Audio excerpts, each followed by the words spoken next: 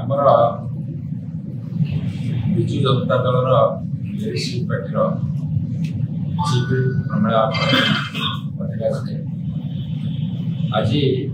मान्यवर श्री नवीन पट्टनायक अध्यक्षता विजु जनता दल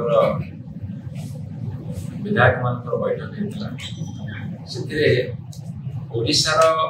परिस्थिति संपर्क में आलोचना कर विशेषकर जेहेतु गोटे लंगेस्ट असेंबली सेशन होगा जाऊँगी विजु जनता दल लोक स्वर केमी शाणी से विषय विस्तृत आलोचना विशेषकर जीरो आवर आडजर्नमेंट मोशन एवं डिमांड डिस्कशन अप्रोप्रिएशन विभिन्न सरकार जो बिल आने जनहित जन विरोधी संपर्क में आमे आमर दृढ़ मतामत रखी ओडिशार लोक स्वर हो निष्पत्ति एतिके आपको कही रखे जे ओडिशा से माने हुए तो 6 मासर सरकार है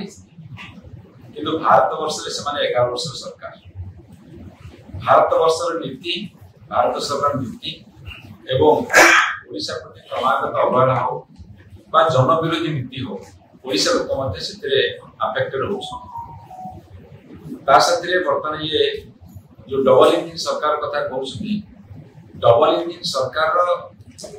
डबल शोषण नीति चलती जमी गोटे पटे किसी बेनिफिट दौरान आर पटे दीटा शोषण तंत्र दरदाम वृद्धि कर शोषुच तेणु लोकंर जीवन जीविका एवं ओडिया असुविधा ता साथे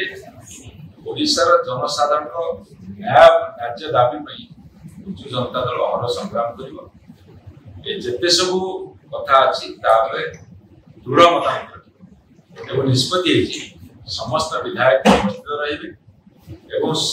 जेहेतु ये जो स्ट्रॉन्गेस्ट अपोजिशन ओडिशा विधानसभा इतिहास विरोधी दल हिसाब से संख्यक विधायक भारत वर्ष देखुचे निर्वाचन हो विभिन्न राज्य अपोजिशन एट स्ट्रॉन्ग आसुना तेणु ओडिशा जो गोटे स्ट्रॉन्ग अपोजिशन एवं स्ट्रॉन्ग लीडर अच्छा नवीन पट्टनायक लोक अति निजर अति अपना से लोक भी जमी काम करमी लड़ाई करशा को आगे बढ़िया जमी कम कराए लड़ाई कराला से विजु जनता दल टे मात्र पछक फेरबनी बर आहरी आगे दृढ़तार सह बढ़ू यहाँ